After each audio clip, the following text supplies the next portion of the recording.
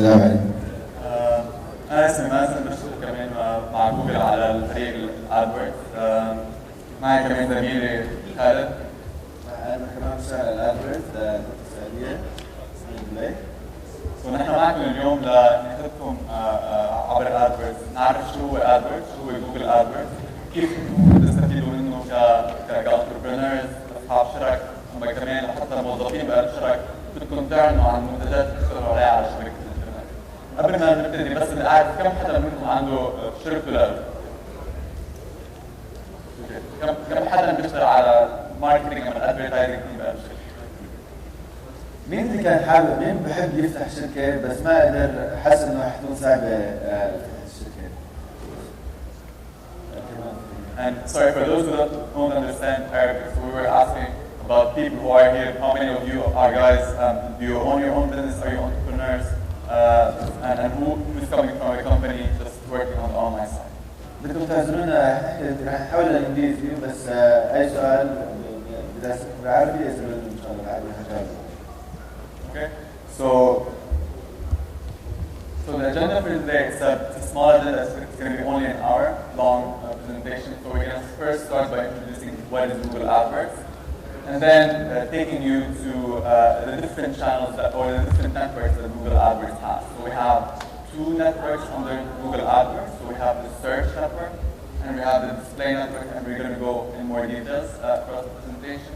And then we'll move later to show you how you can track your performance online. So how you can see how many people are interacting with your ads, what's happening online, and where are these people converting on your website or on the keywords that they're searching. So I'm going to first start by introducing what is Google AdWords. Let's just ask someone actually first. Who actually knows what Google AdWords is? Who's used it before? Okay. So Google AdWords is Google's online advertising product. So what we do with Google AdWords at Google is that we're in the connection. So we're connecting users who are actively searching online for a product or for a service that they want to know more about. And we're connecting them with companies that have these products or these services to sell. So what happens, imagine as if you're going online and you're searching about something. So you're searching about, let's say, a mobile phone, or you're searching about hotels. So you want to know, as a user, which hotels are available in them. So which hotels have rooms for you to stay. So what we're doing here is that we're matching the people who are actively searching for a product online, for a service, with the companies that have that product or service. And under Google AdWords, as I said, we have two networks. We have the search network and we have the display network. So the search network is just as you know it at Google search. So when you go to Google and you start searching online about something, so this is the search network. And then the display network is a network of hundreds of thousands of websites that Google has, that Google partners with, to display your advertisements on these websites. So if you think of the Google search network, it's a network that has a huge reach in Saudi Arabia, and we reach approximately to 97% of internet users in Saudi. And also the display network has also a very big reach, and we reach approximately 80% of the internet users in Saudi who are consuming online content. And if you look at the display network, so as I said, it's a network of hundreds of thousands of websites and even millions of websites globally. And these websites could range from global websites to regional websites to local forums. So as you can see, we have some local examples here, and we have an international example like CNN.com, local example like Watan, Oqab, Riyadh. So we have a lot of different categories of websites that you can advertise on.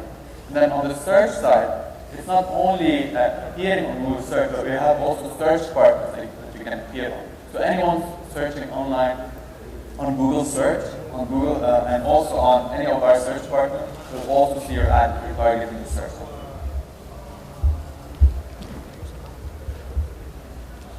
So what are we doing with search, and what are we doing with display, and how we can help you capitalize on the latest innovations that Google has? So we're going to cover all these things in our presentation. So I'm going to first start by showing you how you can capture an existing demand on search.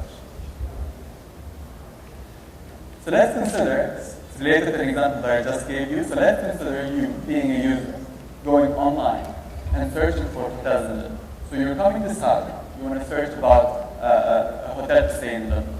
So you go to google.com.sa and you enter the query hotels in Jeddah, and then you hit search. And on search, there are two different results that you get.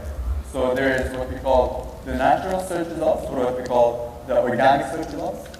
And there's also the sponsored ad, or what we call, these are the AdWords ads. And if you see, all the content here is related to the query that the user is searching for. So the user is searching for hotels in Jeddah, so he will get both in the natural search results and also in the advertising side, content that is related to the query that is in there. And what is in it for you to appear on these advertising slots? So let's say if you are the Hilton here in Jeddah, and you want to make sure that anyone searching for hotels in Jeddah sees your ad and knows that you have vacant hotel rooms for him to stay. So what happens is that you're going to appear on top of the search results, okay, with an advertising saying that we have rooms vacant, come and benefit from 20% discount to stay. So what you're doing here as a hotel is that you are reaching to the people who are proactively searching about your product or your services online. So there's a big match between his interest and what you're providing him as a product or as a service. So these are the two sets of search results you get on Google, and this is how you can benefit from actively showing your ads to people who are searching online. Now, I want to just point out while we're here is that this is not, of course, limited to the big chains like the Hiltons and others. This is meant for everybody and anybody. So whether you have a huge business or a small business, everybody can has an equal opportunity to get those coveted, the first three results, and have their ad actually placed on there, regardless of the business that they have. What's even great is that you actually get to control the budgets that you choose, and you only end up paying only at the point where someone actually clicks on advertising. So this is actually a lead, you're guaranteed a lead, someone who's actually interested in the product that you're selling or the service that you're offering, and he's actually clicking on that advertising as soon as he searches for that keyword.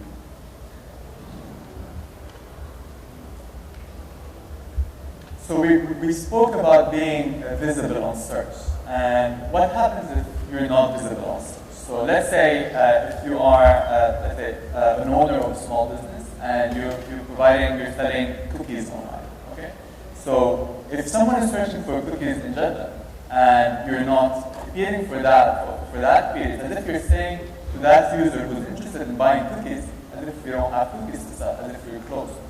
And this is definitely not the message that you would want to relay to a user who's interested in your product. You would never want to tell them we're closed. Okay? So being always on search, being always visible on search when people are actively searching for your products and services online, make sure that your door is always open to the users who want to buy your product. So make sure that you're always on in terms of search, that you're present there and that you're communicating your product and services, because you don't want to shut your doors for people who are searching for you. So how it works when you want to advertise online. So what happens is that first, you as a business owner, as an advertiser, you would start by selecting like a list of relevant queries. So if you are, let's say, the same person who's selling cookies, so you put, for example, chocolate cookies, you put, for example, chocolate cookies, vanilla cookies. So you select all these different keywords that you want to appear on. And then when any user searches for these keywords, this is when your ads appear.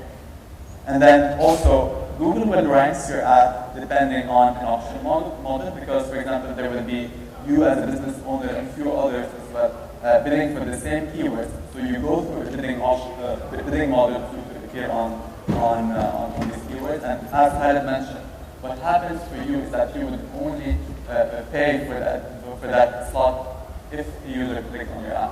So for you to appear on Google just for free, so the impression, or this is what we call the appearance of your ad is called an impression. So the impression is for free on Google search. You only pay when someone clicks on your ad. And then what happens is that you can start first by choosing broad keywords. You can also narrow your keywords, so you can do it the way you want. It's totally up to you to define your strategy and to select the keyword that you want to appear on, and you can also define how much you want to pay for every keyword that you assign in your account. Sure.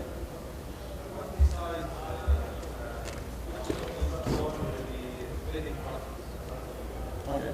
So I'm going to take this question, but we're going to leave as well more time for questions and answers towards the end of the presentation. But just to answer your question, usually there's like 10 companies that could go into an auction, and there's hundreds of companies that could go to an auction. It depends on how competitive is the keyword. For example, if you are advertising for something that is very specific, for example,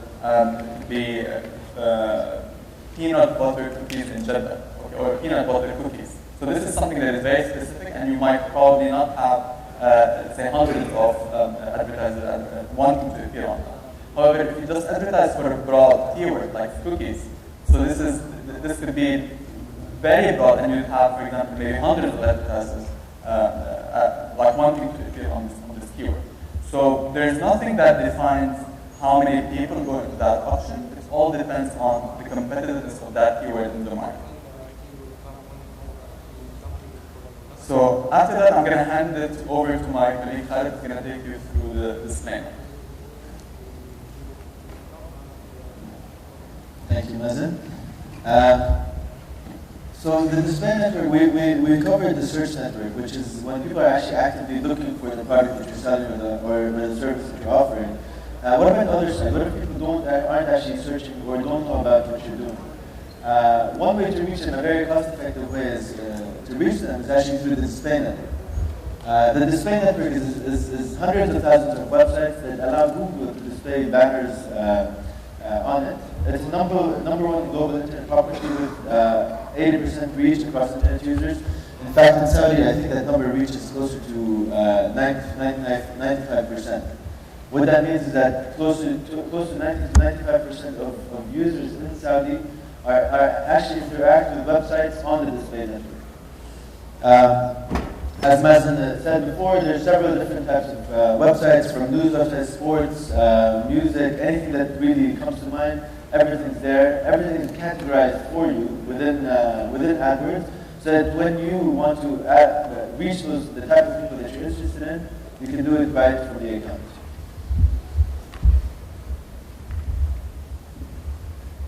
Okay, so there's two ways of actually targeting people. You can either target the websites themselves and the content that's actually on the websites, or you can target the audience themselves. So if I know, as an example, Mazen is interested in sports and music, I can target him wherever he is on any website that he's on. For context, there's something called contextual targeting.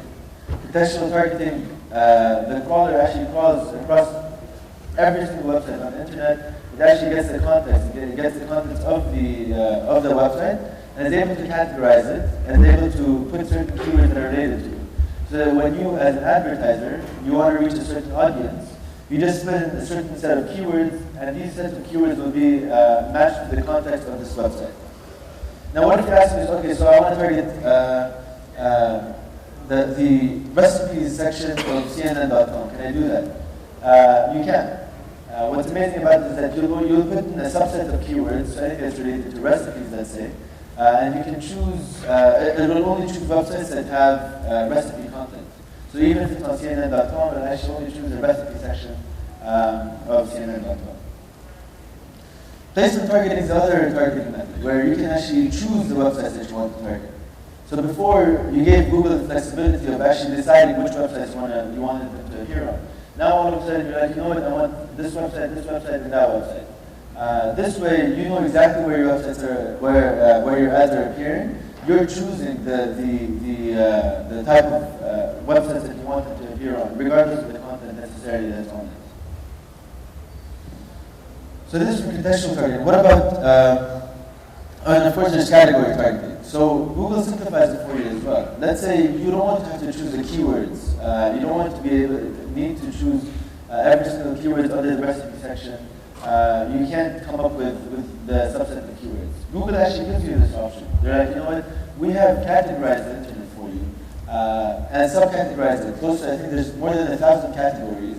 So you can literally choose every single category that you want. If you want to target a subset of food and dining with only recipes, or if you want to target the whole food industry, and you can do that. And Google will choose from among thousands of websites and will only put those ads over there.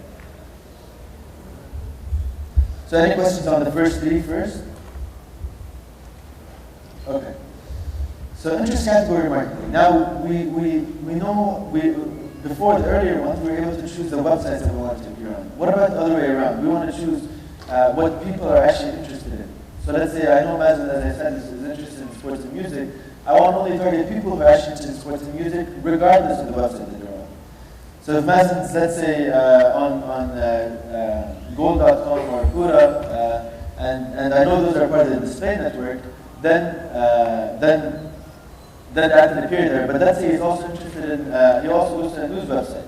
But I can still target him with my sports, because I know he's actually interested in sports, I can still target him on any website that he's actually on. And remarketing. Remarketing is extremely interesting. Let's say someone actually comes to your website and is about to complete what's called a conversion, or complete an action that you deem is important to you. That could be, as an example, buying something, registering for a newsletter, or even reaching a page on your website. But let's say he doesn't actually complete the action that you want. He's this close, but he hasn't actually completed it. Something happens, the browser closes, he gets distracted, he's not convinced of the product, so on and so forth. You're actually able to tag that person and then reach him later on in the display network.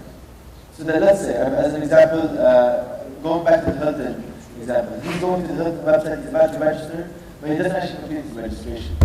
Hilton is actually allowed to reach this person, so that next time he's on the display network on any website, they can actually reach him and remind him that, you know what, Mazen, you're on the Hilton website, we still have this great offer that's coming along, why don't you come back now and register?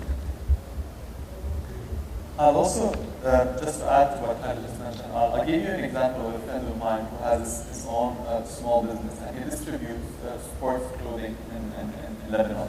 So the way he used remarketing is that he used it in a way to cross-sell certain products through his existing clients. So he was able to track the clients who bought, for example, shoes from him, and he wanted to also cross-sell them jeans, or cross-sell them, for example, sweaters.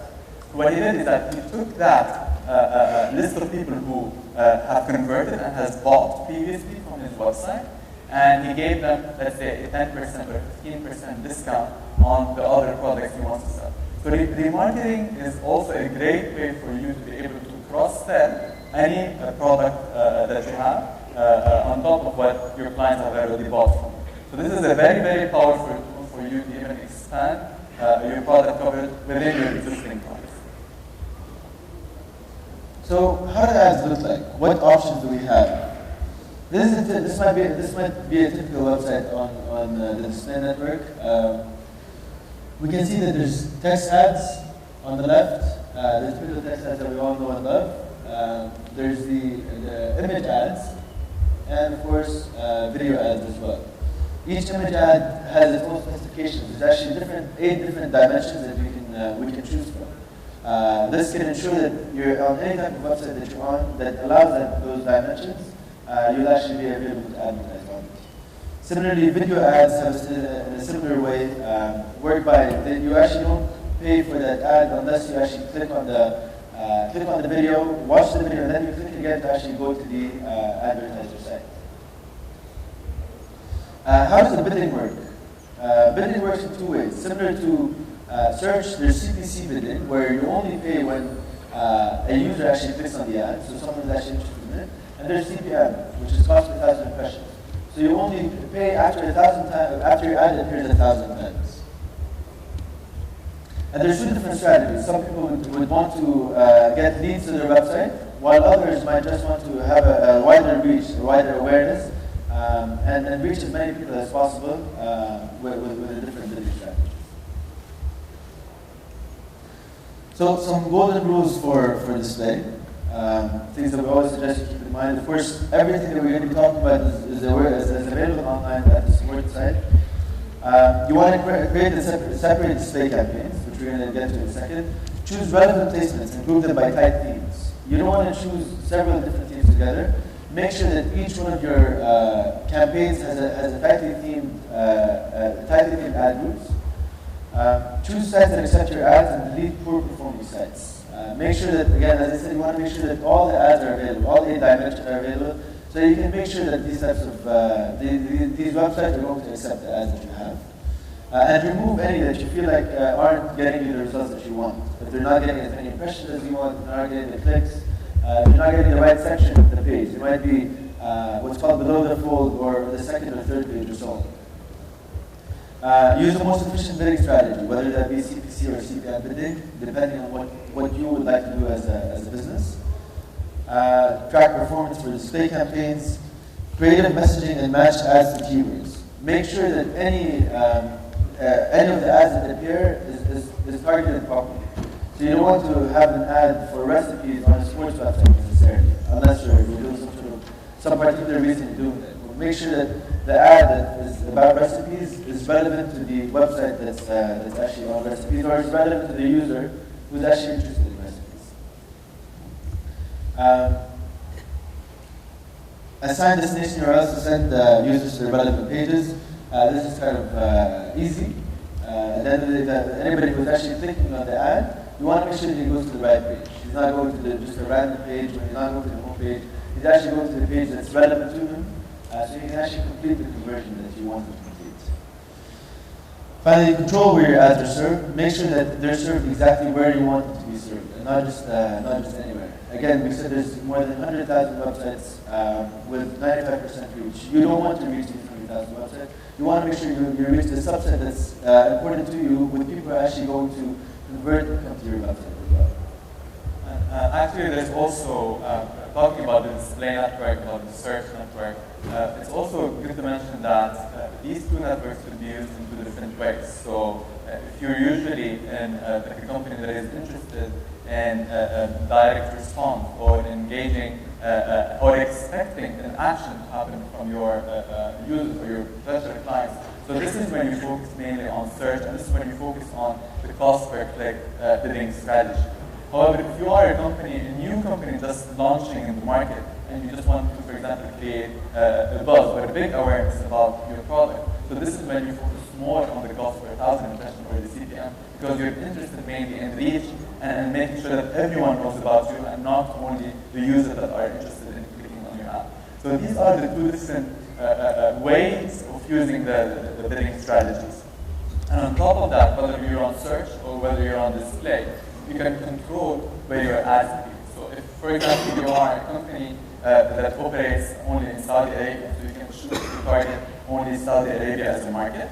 Or if you also export your products to, for example, the rest of the Gulf markets, you can also target other Gulf markets, so you can choose all, let's say, Oman, Qatar, Bahrain, UAE.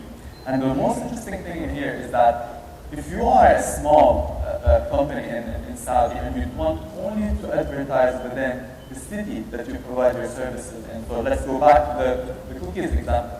So if one of the ladies here with us in the audience, they bake cookies and they sell them. So what you can do, you can only target, let's say, Jeddah and sell your cookies in Jeddah instead of wasting, let's say, your advertising budget on the whole kingdom. So it gives you a great control into how you can target users, how you can target the geographies that you're interested in, and how you can make money only from every single click that happens instead of wasting it across geographies that you can sell.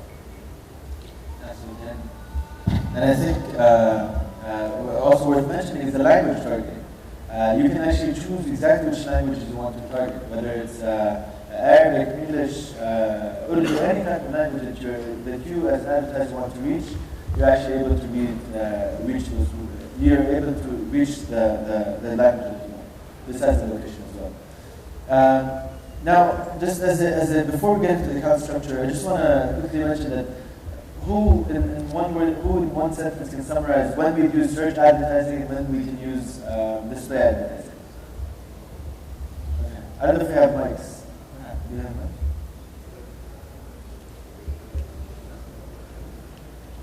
first time you told it. I think search when you want to add product and display when you search for So it's actually the other way around. So search is actually when you're searching, when someone's actually actively searching for your product. So anybody who's on search is actually actively searching for what you want, what you're making them available for, whether it can be a cookies, whether it's a hotel room. Everybody's actually searching for something. There's more than 4 billion, there's like hundreds of millions of queries that happen on a daily basis. So anybody's actually looking for the product or looking for the service, you can reach that person. And what about display?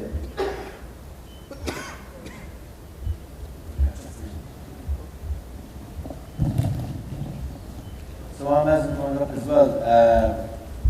The opening account is actually extremely easy. Opening account is literally you can use your Gmail account or any account for that matter. You go to AdWords.com, you sign up. You need a form of payment. Usually a form of payment is actually credit cards. They're going to get more details in the workshop 2.0, which is going to be done by Omar and Bayhan. And you can get to ask and get to see more details about the campaign. So about display advertising, can you tell us a little bit what it's about? Display advertising is really for the small business that you want to make an impression and reach for their company. But if you are paying for it, it's for most important for the people that it needs to lead the generation to their businesses. Yes. So to summarize, display, you're able to reach people who and serve them impressions who aren't necessarily looking for your product, but are probably interested in your product, whether that be on their website or the type of user that they are. So before we get to the account structure, just while Maz is also up there, anybody else have any other question regarding search or display? Maz, just next. Can we do advertising for a radius or a district in itself in any city or no? Yes, you can. So you can choose the city, you can choose the... Not the city as a whole, in a certain district or certain neighborhood. Radius, okay, sorry. In Saudi you can. You have to choose by city or by region. We're not actually able to target by radius. Interestingly enough, in the UK, you can go as little as your 3-kilometer radius, or you can choose the type of how many blocks you actually want to target within that region. Okay, so one last question before we get to the account structure. You mentioned targeting different languages. Will the ad be automatically translated into the language of the website content? As of now, no. So you have to actually provide the different ad formats, the different ad translations, and you can target the different languages. What language? You mean in language of search or language for website or language my computer? What language? The language of the search for the website. So if someone's actually searching in Arabic, like passcode or cookies, the same. excuse me? If you're writing passcode or cookies or whatever. Yes. This language you mean?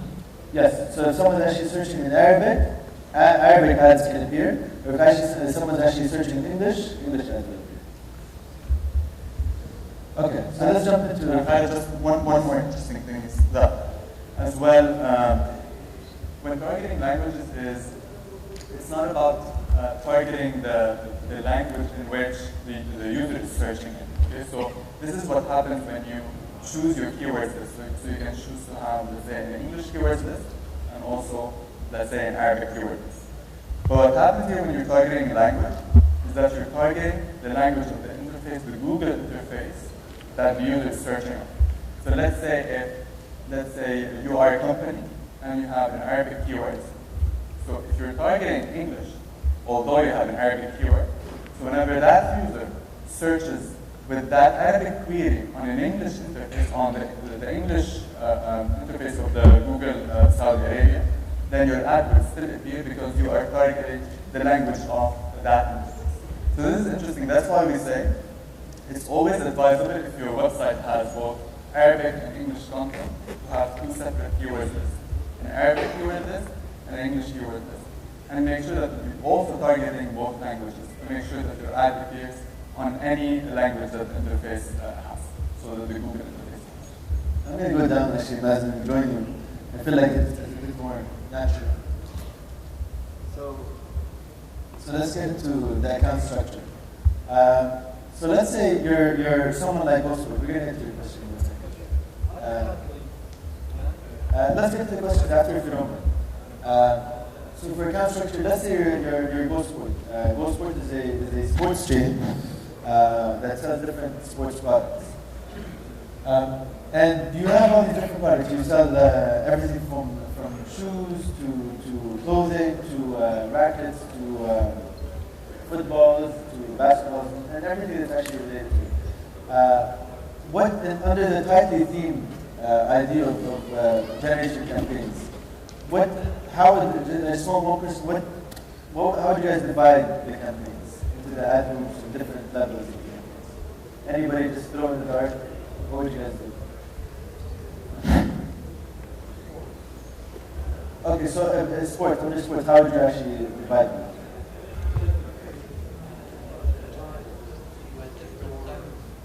Okay, so that could work. We can have several ways. We can have divided into the campaigns. Can become one about soccer, one is going to be about basketball, one is going to be about tennis, and have each campaign related to that set of campaign. The way we're going to do it is a little bit different. We're going to do it into different lines. So one is going to be about clothing, the other is going to be about athletic shoes, the third is going to be about sports equipment, and finally about home gym. As we said, you want to make sure that all your campaigns are very tightly themed. They're relevant to each other, so that the messaging that you want to do is going to be relevant across the full, relevant to the person that's actually searching for it or is actually sitting on the thing. So under clothing, we can see we will have different ad groups for the different types of clothing that we have. Now, just so that we can be clear, an AdWords account, you can set up different levels of structure in your account. The first one is going to be at the campaign level, where you can actually target the certain category that you want to target. And then within that category, you have a subcategory which is called the ad group. And this is where you have even more tightly themed themes. So as an example, you can have shirts, you can have jackets under clothing, and then you can have pants as a third ad group. Under each one of these ad groups, you're going to have a certain subset of keywords. So under pants, as an example, you'll have keywords that are related to sports pants. Under jackets and shirts, you'll have keywords that are related to shirts. So this can be red shirt, big shirt, medium shirts, Nike shirts, Adidas shirts, so on and so forth. Next up, we have sporting equipment. So under ad groups, you have the different snowboards, basketballs, rackets, baseball. Athletic shoes, the different types of shoes that you can have. And then finally, home gym. Yes. So this is also like a best practice approach to structuring your account and campaigns, because what it helps you do is it will help you be in full control over your advertisement plans. So let's say if you're a company that sells all these different products, so what it helps you look at is that how many times is your ad appearing for your jeans versus how many clicks are happening on the jeans itself ad group, and even into how many people who have clicked on your ad have actually bought online with you, or even have expressed an interest or filled a form online with you. So it helps you go from an impression, which is an ad appearance, to a click, which is an interaction, and to an actual conversion or an actual action that happens on your website for people who are interested in these things. And by doing that, by structuring it in that way, it would also allow you to bid separately on every single ad group and every single keyword that you have on your account. So for example, if you historically see that you were able to generate more revenue from, let's say, an athletic shoes campaign, then you would assign a larger split for your budget on the athletic shoes, and you would assign a smaller split for the clothing or for the other. So you're in full control here on how you assign your budget on the campaign level and how you even bid on a keyword level.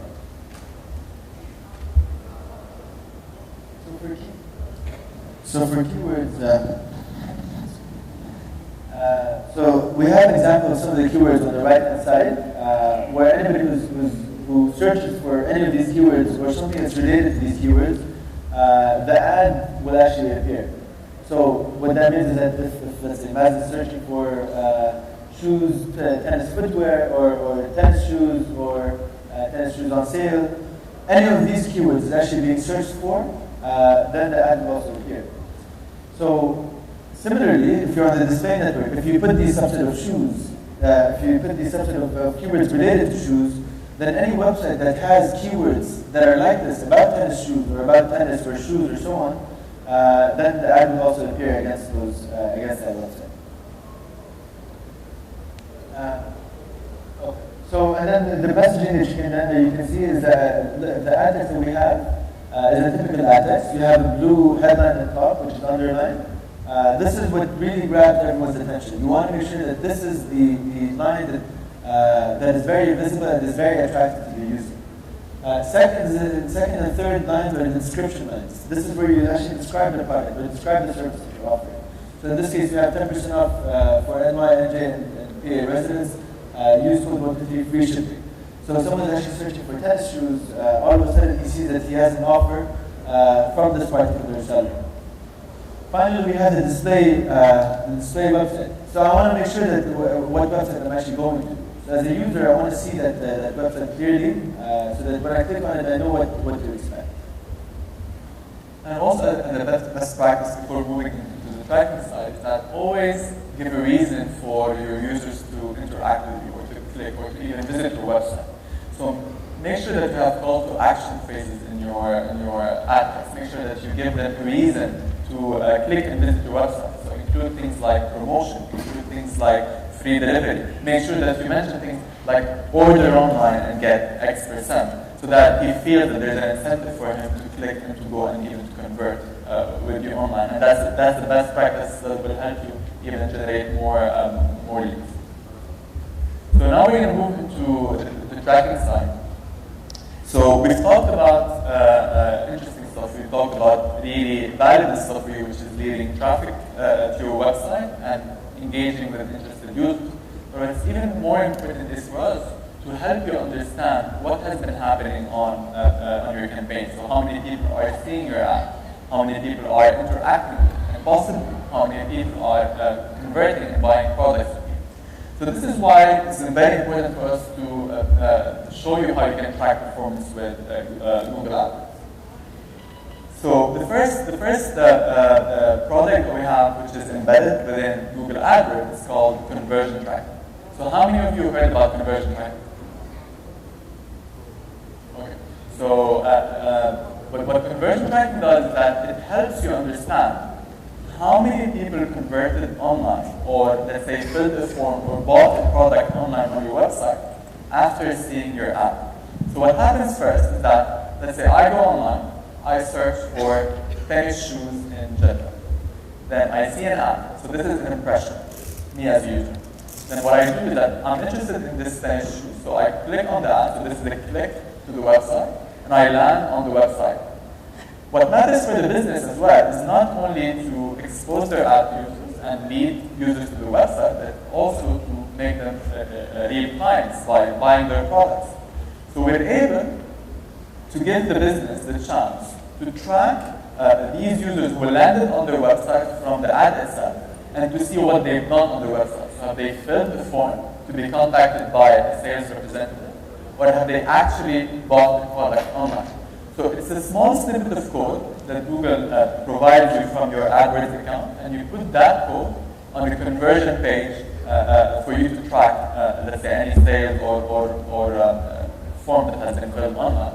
And it would report to you the metrics and the data that happens from every single conversion. So it shows you the impression, the click, the conversion, and also calculates automatically all the other metrics for you for conversion rates, cost per conversion, etc. So it helps you automatically calculate the return on investment that you're putting, that you're having behind investing online with AdWords. And the second product that we have, which is also Google Analytics. So have you guys heard of Google Analytics? Okay, so I see a lot of hands. That's nice. So Google Analytics is a separate product to Google AdWords, but it's very interesting to use it in parallel, because it helps you understand what's happening on your website. So how many, let's say, visitors are visiting your website? Where are they coming from? So did they come from an ads with Google, or did they come organically by typing automatically your URL, or they searched and then they came organically through the organic search results? So it helps you analyze and see how users are coming to your website and what are they doing on your website. So how much time do they spend on your website? Do they spend, let's say, a minute? Do they spend 50 seconds or 2 minutes? And it also helps you optimize your website by understanding, let's say, the pages that needs to be improved. So if let's say there's a page that people are only spending 5 seconds on or 2 seconds on, then it's a sign for you that you need to improve, let's say, the content on that page to entice or to encourage people to consume more content on it and spend more time on it. So it's also a very, very interesting product for you to check out, and I really highly recommend it for anyone who has his own business or anyone who is also working in a company. It will allow you to understand the traffic sources and the patterns of the visitors on your website. So you can see here the URL, so it's google.com/analytics. Check it out. And then performance reports. So this is also a reporting tool that exists in AdWords. And it also helps you understand in different ways the performance that you've been having on your campaign. So if you want to look at, let's say, a performance for the whole account, so you can download a campaign, an account level report to help you understand overall what's been happening with your campaign.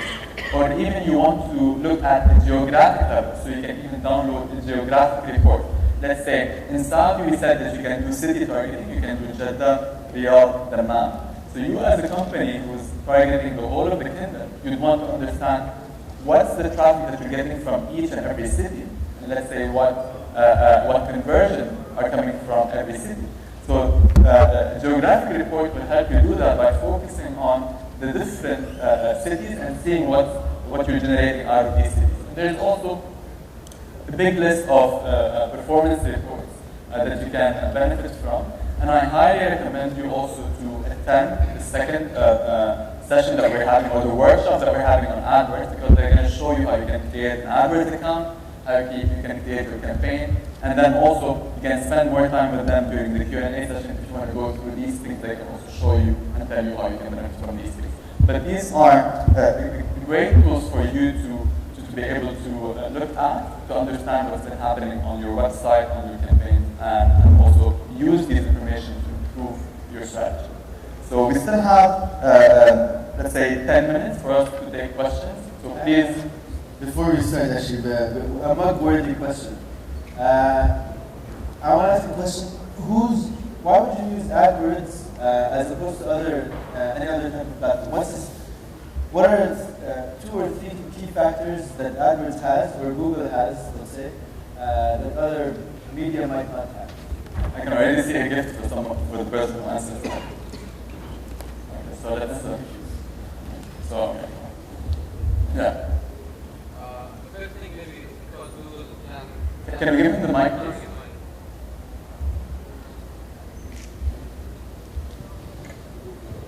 Yes, I can target my target audience either geographically or by age or by any demographics. Second thing, I can control my budget. I can set the ceiling for my budget I'm willing to spend in this campaign. Third thing is the analytics and reports that I'm getting from after the campaign to see the results and other things. Okay, so true. Anybody else have 1 or 2 other ones? Go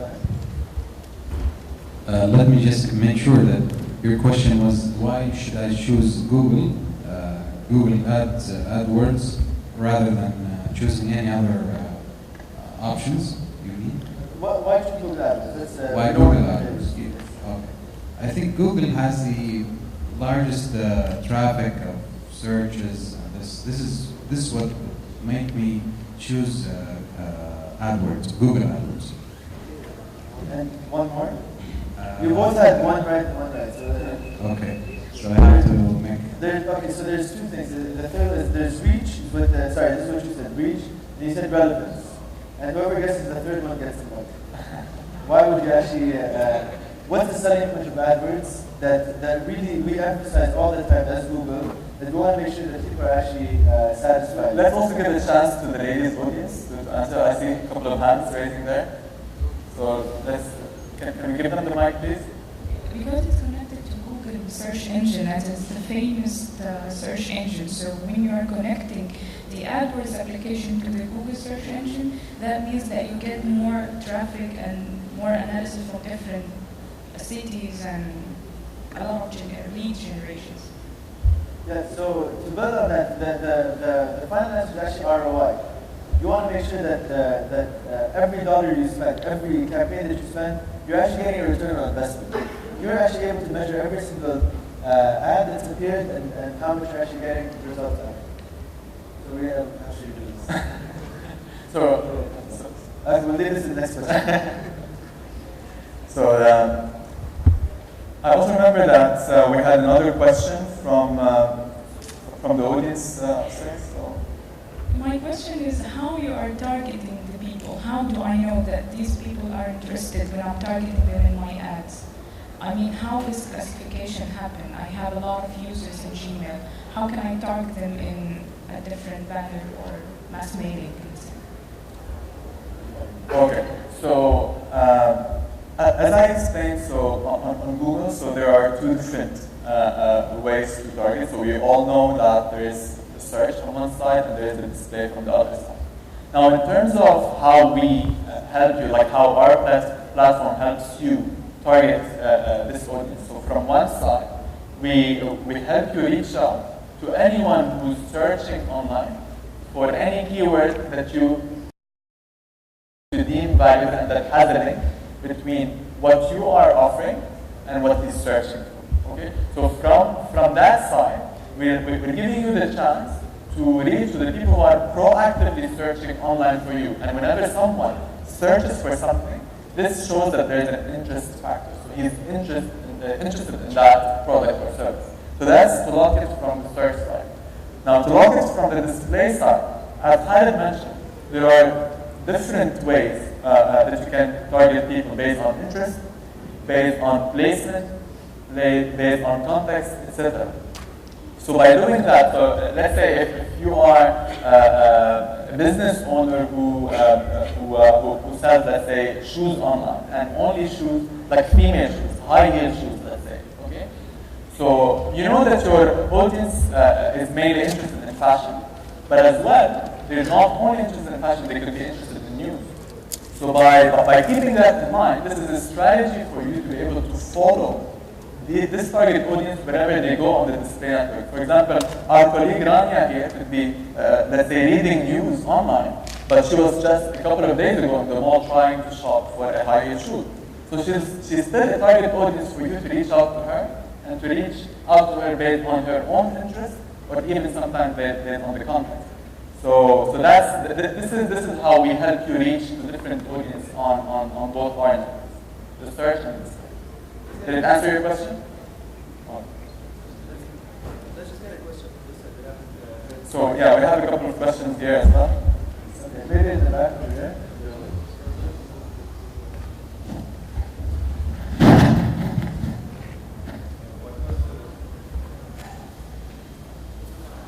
question is the data that or the information you use to target the audience. Is it user given or is it just search? And if it is given to you by the user, how do you make sure it's authentic and not just someone creating a fake account or something like that? So in short, there's two ways to you can actually target the user. If he actually chooses what type of targeting he wants to go against, then he's going to see ads against it. So you, as a user, you wouldn't be interested or you wouldn't want to see ads that aren't going to be relevant to you. So as an example, if you're not into cooking, you don't want to see ads about food or cooking or so on. So you want to try to make sure that you categorize yourself correctly. Second of all is that the history of the display network. So if you go to a lot of sports websites, if you go to a lot of entertainment websites, then they'll try to make sure that you see ads that are actually relevant to the website that you actually previously been on. Does that answer your question? Go. I just wanted to ask about CPM. How exactly do you calculate impressions? How do you know that the person saw the ad on the page? Okay, good question. So there's tracking features as well on every ad. And you make sure that every ad actually every ad that's actually seen is actually being tracked. So if obviously if they don't actually see the ad, you won't actually pay for the impression. Can you give them a mic? We have a question here as well. But how do you know that he actually saw the ad? I might have viewed the page, but... Okay, so of course there's no way to actually see if his eyes actually went. Why would they ever choose CPM over per click? If you want a lot of awareness, generally people tend to choose CPM more often. CPM has the flexibility of just making people, sort of like you're walking down and you see a billboard, you're not necessarily going to do the action, you're not necessarily going to buy a STC product right away, you're actually just aware of it. So CPM works in a similar model. They'll request the ad on you as much as possible, as opposed to CPC will actually handpick the people that actually appears to.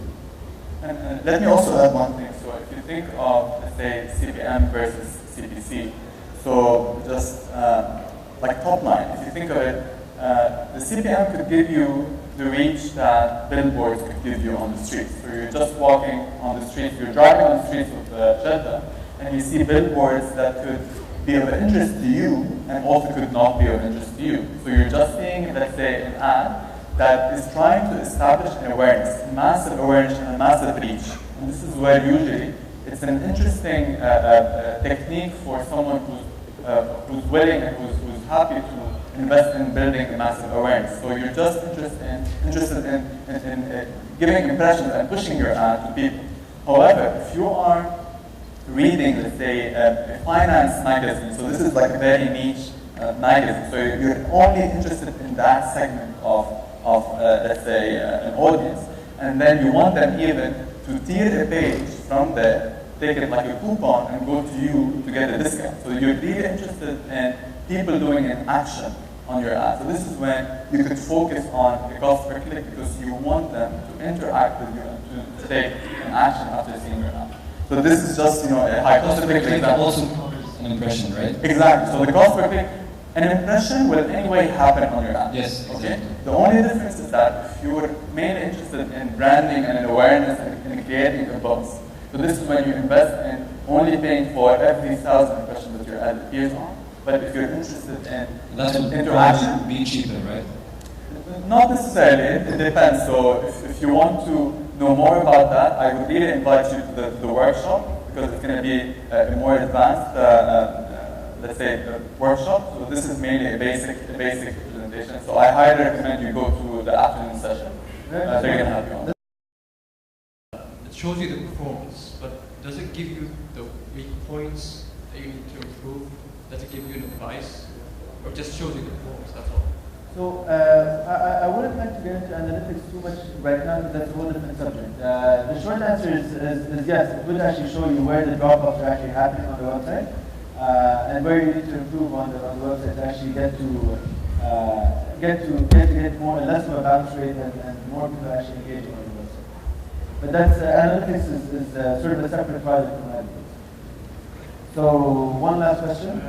The conversion here. The conversion reporting system. Does it apply also? Let's say that I'm promoting for a Facebook page, right? And I'm having a CPC campaign, and I can count how many clicks that already I got to land to that page. But is there any way to find out how many likes out of those clicks that I got? What's Facebook? All right. Okay. So the real answer is if Facebook actually allows you to put code on their website, and actually allows you to put certain JavaScript code on the actual like button, let's say, then yes, you're allowed to you can track it. If they don't, then it's going to be a separate process which is probably going to involve analytics and other topics. Sorry, we're going to have to end it now because there's also another session. And before doing that, we have an announcement by our colleague Rania. So please, if you want to know more about AdWords, you're interested in and also still have questions, attend the workshop with us. We're going to have 2 hours workshop. It's going to be a long one, and you can answer as much questions as you want. And it's also going to take you into a bit more details on AdWords. It's going to remind you again a little bit by what you saw here, and it's going to take you through more details. So attend the workshop. Thank you, guys.